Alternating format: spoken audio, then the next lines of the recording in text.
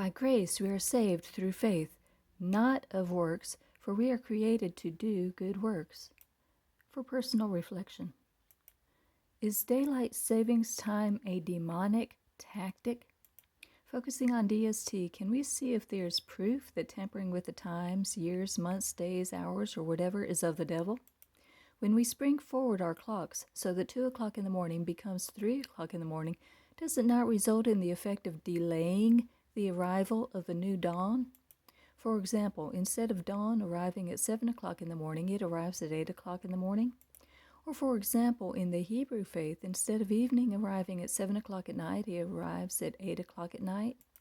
Not to mention the very fact that Roman civil society defined the day as beginning at midnight instead of evening is another example of the enemy delaying the beginning of a new day.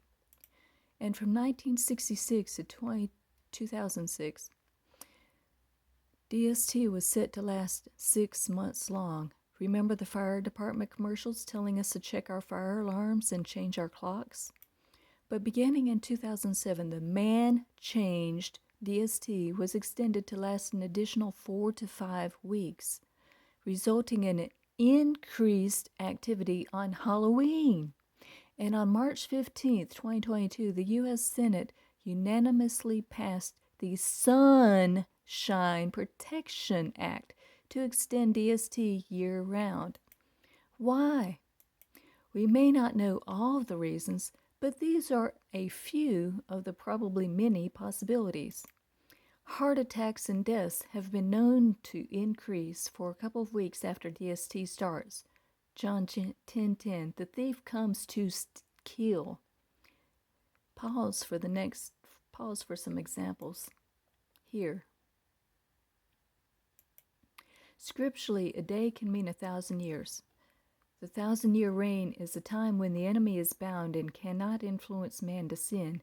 The enemy knows this time is short, and he is trying to delay it any way he can.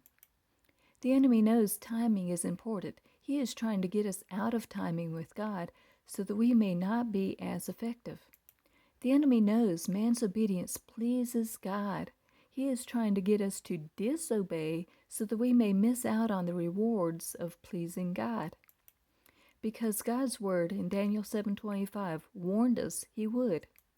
He will speak words against the Most High God, and he will intend to change the times and the law.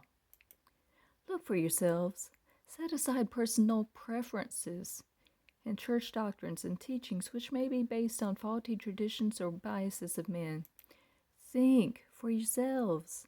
Hey, we're still learning. We welcome suggestions for corrections. Be blessed.